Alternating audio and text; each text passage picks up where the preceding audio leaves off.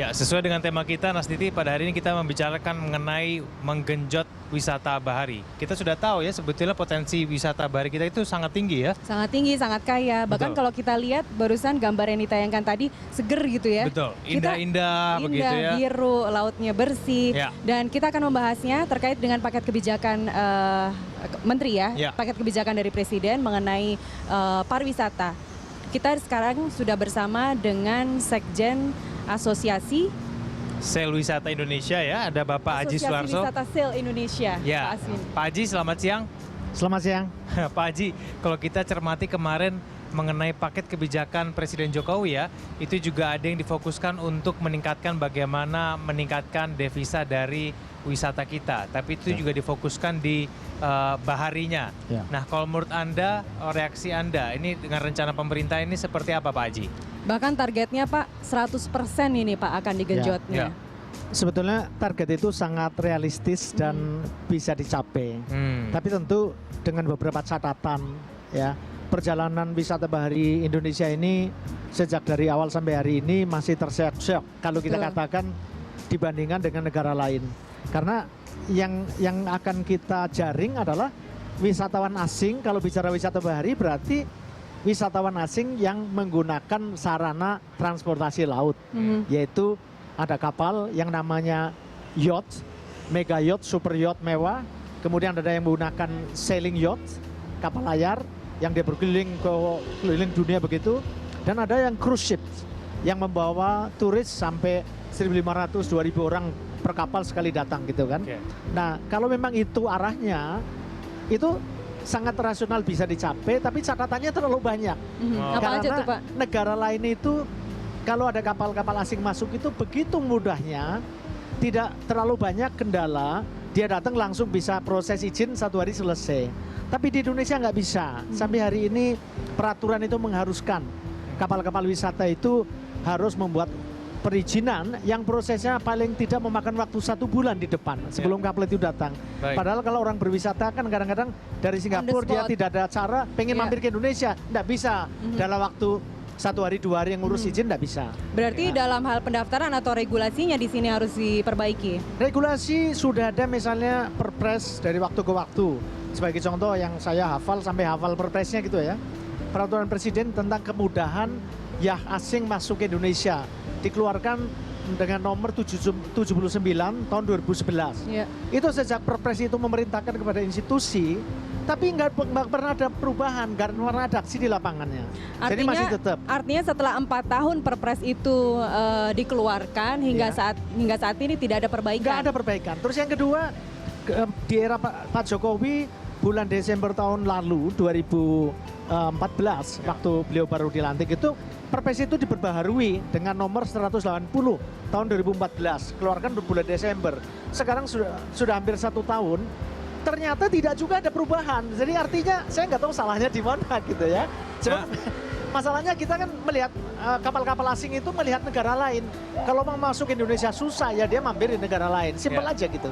Tapi kalau menurut Pak Haji, analisis Bapak Haji ini kenapa? Kan kita sudah dari awal sejak pemerintahan Jokowi itu sudah mencanangkan kita negara kepulauan, mental kita harus mengarah ke bahari begitu ya, ke arah laut begitu. Ini kenapa sudah ada banyak peraturan, tiap tahun selalu diperbarui, tapi kemudian kok sama-sama aja ini kenapa Pak? Saya melihatnya gini, karena kebetulan saya juga mantan pejabat selevel dirjen ya. Jadi perpres itu tidak ditindaklanjuti dengan peraturan menteri yang mengacu kepada perpres itu. Jadi seolah perpres itu toh nggak ada risiko. Sekarang ini kan tidak ada risiko. Kalau misalnya perpres tidak dilaksanakan, apa menterinya kemudian diberikan sanksi? Nggak juga kan? Kan harusnya perpres itu implikasinya harus ada peraturan menteri khusus yang mengawal sesuai dengan perpres itu kan. Ya. Misalnya kalau kita bicara kemudahan yacht itu kan sebetulnya masalah custom, immigration, karantin, dan port clearance. Peraturan perhubungan laut sangat clear, imigrasi clear. Begitu bea cukai sama security clearance ini 2 perkara yang sangat sulit. Komplikasinya begitu tinggi. Jadi birokrasinya sangat luar biasa. Paperworksnya, pekerjaan dokumen kertas izinnya tuh luar biasa sulitnya gitu loh. Jadi ini permasalahan yang sekarang dihadapi oleh para operator, agen pariwisata. Begitu potensi kita luar biasa menariknya, tapi begitu mereka mau datang sering membatalkan, dan kalau mereka masuk juga komplainnya testimoni yang Tidak selalu baik. di satu sisi baik di sumber daya. Jadi saya bersyukur karena gini, dalam testimoni mereka rata-rata itu mesti dua sisi 50-50 ya. Ya. Yang pertama itu, wah Indonesia is very beautiful. Di mana-mana dia melihat budaya bangsa kita yang ramah. Itu mereka betul senang dalam hidup.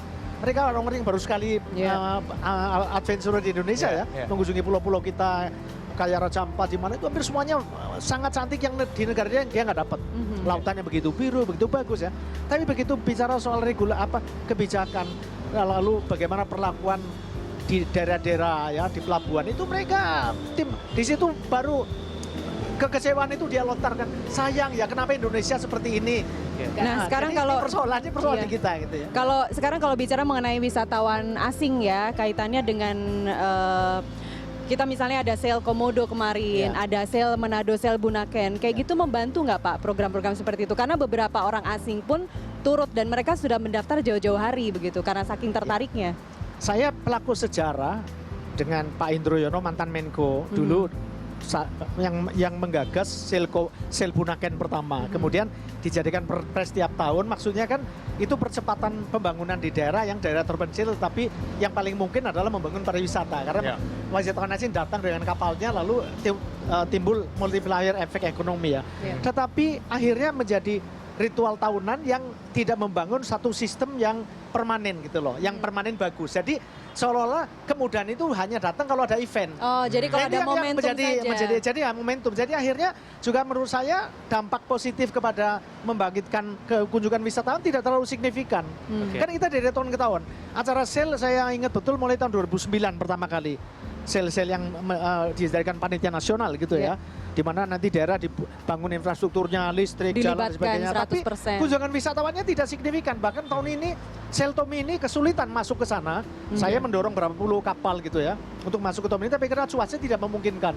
Sekarang angin di Tommy itu 40 knots dan kapal tidak bisa menentang angin. Jadi ya itu faktor alam lah Pak faktor ya. Tapi alam kalau faktor regulasi atau faktor momentum yang Bapak sebut tadi tidak bisa diperbaiki hanya dengan melakukan. Sebetulnya sekarang tinggal goodwill ya. Kalau memang Pak Menko Maritim mau kenceng, maka Pak Menko punya semacam power untuk mengumpulkan dan keluarkan peraturan yang di lapangannya itu bisa memang dilaksanakan. Misalnya begini, apa nggak bisa sih negeri ini kayak negara Thailand, Filipina yang lebih potensi wisatanya nggak ada apa-apanya dengan kita. Mereka di Thailand tuh kalau saya masuk, saya bawa kapal pesiar ya, masuk ke Phuket, itu hanya ditunggu dalam waktu jam semua clear, imigrasi clear, custom clear.